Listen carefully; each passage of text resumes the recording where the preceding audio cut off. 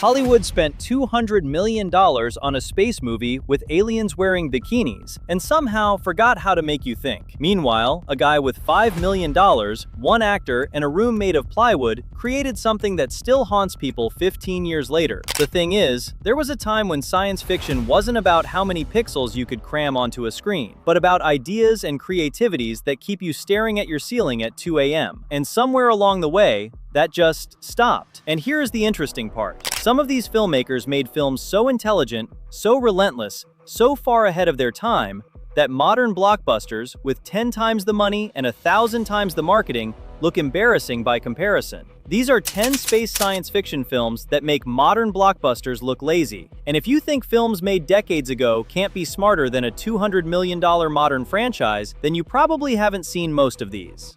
Number 10. Europa Report, 2013. In 2013, while Hollywood was spending $225 million on Iron Man 3 and $215 million on Man of Steel, a group of filmmakers quietly made a space exploration film for less than $10 million that would go on to become one of the most scientifically respected science fiction films of the decade. Europa Report was the brainchild of Ecuadorian director Sebastián Cordero, who pitched an idea that most studios would have laughed out of the room. A found footage film about a manned mission to Jupiter's moon Europa, shot entirely through the perspective of ship cameras, helmet feeds, and mission control monitors. No sweeping orchestral score, no hero moments, just the cold, unforgiving reality of what a deep space mission would actually look like. To pull this off, Cordero brought in real NASA scientists and JPL engineers as consultants. They didn't just advise on the script, they helped design the ship interiors, the mission protocols, even the way the astronauts moved in zero gravity. Every detail was built to feel authentic. The cast itself reads like a carefully assembled international crew. Charlton Copley, who had just become a global name after District 9, signed on at a fraction of his market rate because he believed in the project.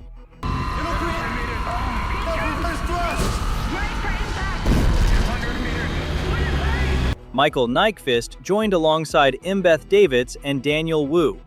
None of them were paid anything close to blockbuster salaries. Reports suggest the entire cast budget was kept under $2 million. Charlton Copley later mentioned in interviews that some of his most intense moments on screen were reactions to things he genuinely didn't see coming. The decision to use the found footage format wasn't a gimmick. It was a financial necessity turned into a creative weapon. When visual effects were needed, they were handled by Phosphine, a Brooklyn-based effects house that delivered work so convincing that viewers regularly mistake the film for a documentary on first watch. The total visual effects budget was reportedly under $1.5 million. Europa Report opened in limited theatrical release on August 2, 2013. It made approximately $125,000 at the domestic box office.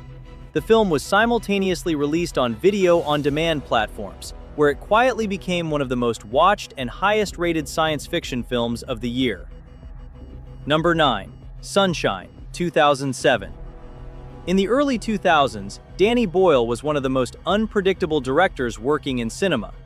He had gone from Trainspotting to 28 Days Later, and nobody could guess what he would do next. What he did was convince 20th Century Fox to hand him $40 million to make a film about a crew flying into the sun to reignite it with a nuclear payload the size of Manhattan. On paper, it sounds absurd. On screen, it became one of the most visually stunning and psychologically intense space films ever made. Boyle approached the project with a level of obsession that bordered on irrational. He hired Dr. Brian Cox, the physicist, as the film's chief scientific advisor. Cox didn't just consult from a distance, he embedded himself in the production. He advised on solar radiation, gravitational effects, and the psychological impact of prolonged proximity to a star. Boyle spent that $40 million in ways most studio executives would find baffling.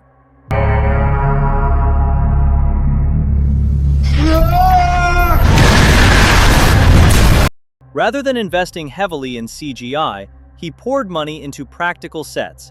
The interior of the ship Icarus II was constructed as one of the largest continuous film sets ever built in Europe, erected at 3 Mills Studios in East London.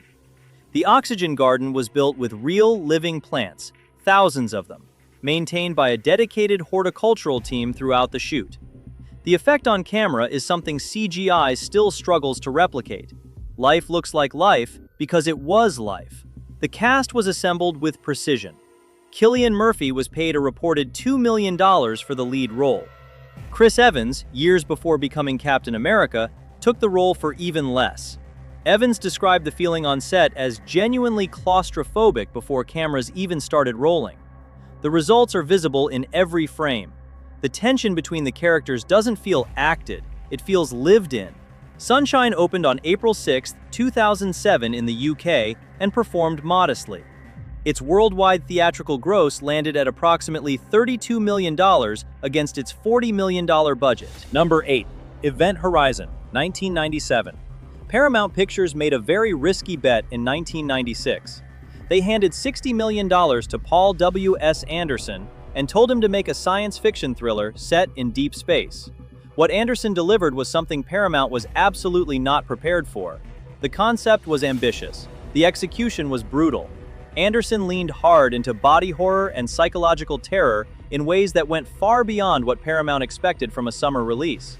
Behind the scenes, the production itself was a pressure cooker. Filming took place at Pinewood Studios in London across a grueling schedule. The ship's interior sets were designed by production designer Joseph Bennett and were built to feel industrial, gothic, and deeply oppressive. The rotating corridor set was a fully functional mechanical rig that physically rotated during filming. Sam Neill was paid approximately $4 million for his role as Dr. William Weir, the architect of the gravity drive who slowly unravels as the ship's influence takes hold. Then the problems began in post-production.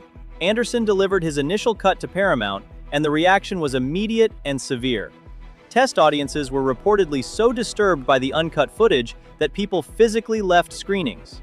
The most notorious sequence was the full Event Horizon log, a recording showing what happened to the original crew after they crossed into the other dimension.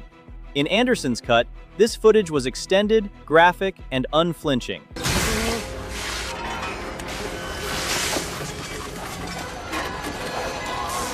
Anderson was told to remove approximately 30 minutes of footage, fundamentally altering the film's pacing and intensity. Event Horizon opened on August 15, 1997, and debuted at number 1 at the domestic box office. But it dropped sharply in subsequent weeks and ultimately earned approximately $42 million worldwide against its $60 million production budget. Number 7. Moon, 2009. Moon was made for $9 million and outperformed hundreds of studio pictures that cost 20 times as much in pure storytelling currency. Duncan Jones, a first-time feature director, pitched Moon as a love letter to the cerebral science fiction of the 1970s, and Sony Pictures Classics took a chance that almost nobody in Hollywood would have taken. Moon had Sam Rockwell, a few miniatures, and a story so psychologically devastating that people still message Duncan Jones about it 15 years later. Rockwell was paid approximately $1 million for his role as Sam Bell, a lone contractor nearing the end of a 3-year solitary shift on a lunar mining base. Jones filmed at Shepperton Studios in London over a tight 33-day shooting schedule. The lunar surface exteriors were achieved using miniature models built by Bill Pearson, the same model maker who worked on Alien in 1979. Jones deliberately chose miniatures over CGI because he wanted the film to feel tactile and grounded, like something you could reach out and touch. Push me when I'm... Let go! Let go! The rover vehicles on the lunar surface were detailed physical models filmed against painted backdrops, and the effect is so convincing that most viewers never realize they aren't looking at digital imagery. Jones has said in interviews that the biggest challenge wasn't money, it was time. Moon premiered and went on to earn only $10 million against its $5 million budget. Financially, it was a modest success. Number 6. Annihilation, 2018. Alex Garland delivered a film to Paramount Pictures that was so strange, so uncompromising, and so aggressively uncommercial that the studio's own financial partner tried to have it recut before release. Annihilation was adapted from Jeff Vandermeer's novel of the same name. Garland didn't simplify it, he made it weirder. The film follows 5 women, led by Natalie Portman, entering an expanding quarantine zone called the Shimmer, where the laws of biology have stopped making sense. Garland was given a production budget of approximately $40 million, which sounds generous until you consider what he was trying to achieve. The shimmer required environments that looked simultaneously beautiful and deeply wrong. To build these environments, production designer Mark Digby combined practical sets with location shooting at Pinewood Studios and Windsor Great Park in England. The mutated landscapes were created using a mix of physical prosthetics, real botanical elements, and targeted visual effects. Garland insisted that wherever possible, the strangeness should be something the actors could physically interact with.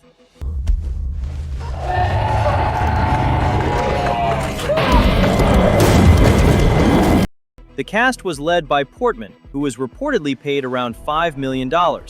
Jennifer Jason Leigh, Gina Rodriguez, Tessa Thompson, and Tuva Novotny rounded out the team.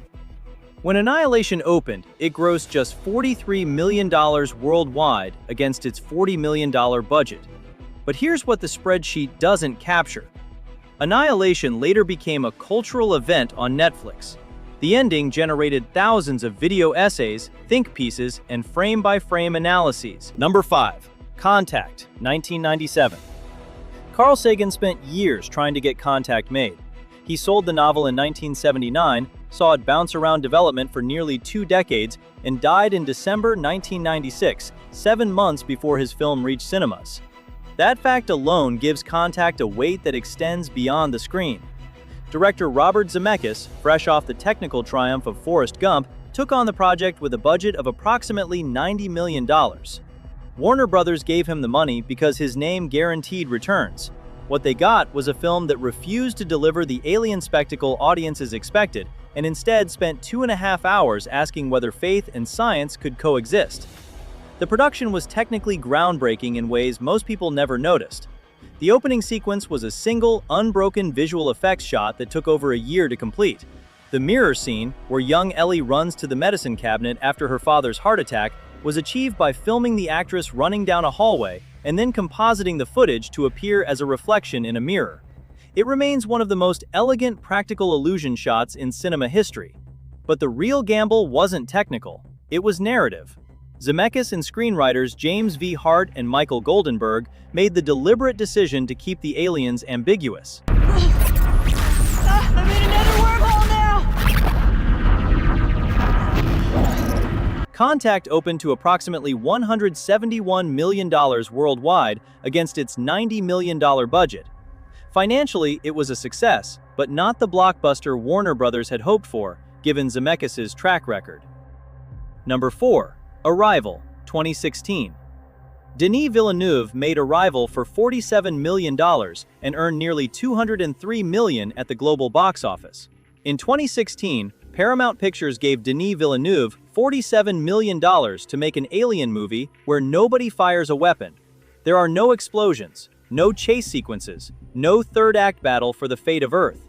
Instead, the most important scene in the entire film is a woman learning how to read.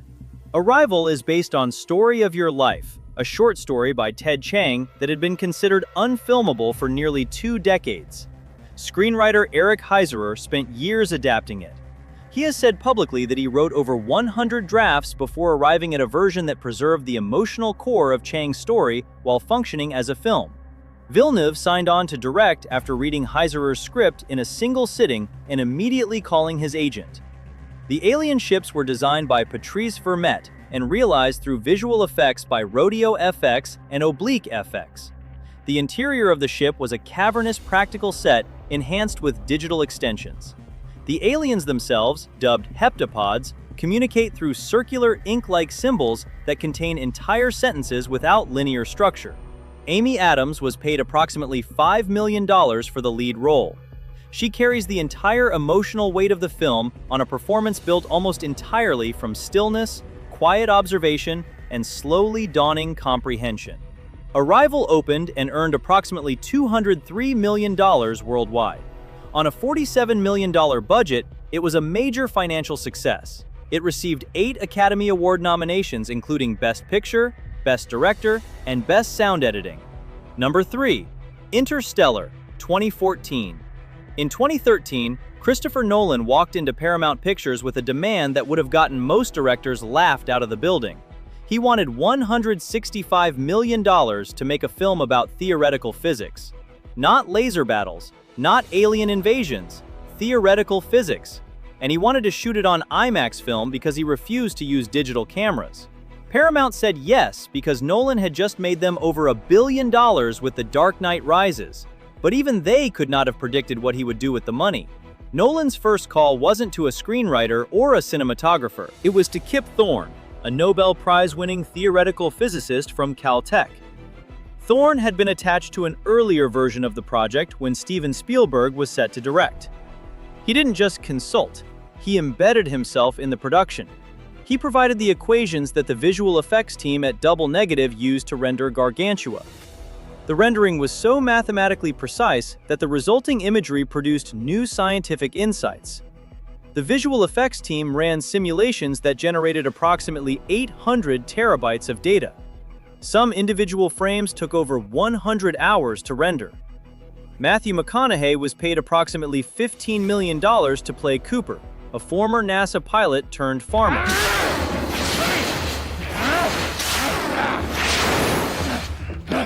Stop it! He has said in multiple interviews that reading the Interstellar script was the only time a screenplay made him cry. Anne Hathaway was paid approximately $5 million for her role as Brand. Jessica Chastain, Michael Caine, Matt Damon, Casey Affleck, Topher Grace, Wes Bentley, and John Lithgow filled out an ensemble cast that collectively cost Paramount an estimated $35 to $40 million in talent fees alone. Interstellar opened on November 5, 2014, and earned approximately $773 million worldwide. It was a massive commercial success. Number 2. 2001. A Space Odyssey, 1968. Stanley Kubrick did not trust NASA. He consulted them extensively, hired their technical advisors, studied their blueprints, and then quietly concluded that he needed to build a more convincing version of space than the agency itself could provide. So he called Arthur C. Clarke and said he wanted to make the proverbial good science fiction film. Clarke, already one of the most respected science fiction writers alive, flew to New York, and the two men spent the next 2 years developing what would become the most influential science fiction film in the history of the medium. Kubrick was given a budget of approximately $10.5 million by MGM, and what he did with that money remains one of the most staggering achievements in old cinemas. He built everything. The rotating centrifuge set for the Discovery 1 spacecraft cost approximately $750,000 to construct and was a fully functional 30-ton rotating wheel, 38 feet in diameter, built by the Vickers-Armstrong Engineering Company. Actors walked inside it while it rotated, and the camera was mounted to the structure so that it moved with them, creating the seamless illusion of artificial gravity. This was 1965. There were no digital tools, no motion tracking software, no green screens. Every effect in the film was achieved through physical engineering, precision photography, and an obsessive refusal to accept anything less than perfection. The Stargate sequence was created using a technique called slit scan photography. The HAL 9000 computer, voiced by Douglas Rain for a fee reported to be under $10,000, remains the most psychologically convincing artificial intelligence in film history. A Space Odyssey earned approximately $146 million when it opened worldwide against its $10.5 million budget, making it the highest-grossing film of 1968. Number 1. Blade Runner, 1982. In the 80s, Ridley Scott was one of the most sought-after directors in Hollywood. Alien had turned him into a commercial and critical force, and studios were lining up to offer him projects. He then chose to adapt Do Androids Dream of Electric Sheep, a 1968 novel by Philip K. Dick that had been languishing in development for over a decade.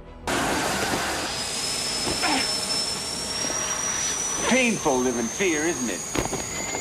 The Ladd Company and Warner Brothers put up a production budget of approximately $28 million. On paper, this would become one of the most troubled, contested, and ultimately transformative productions in film history. Scott's vision for the film was total and uncompromising. He wanted to build a future Los Angeles that felt lived in, decayed, and overwhelmingly real. Production designer Lawrence G. Paul and visual futurist Sid Mead designed every street, building, vehicle, and interior from scratch.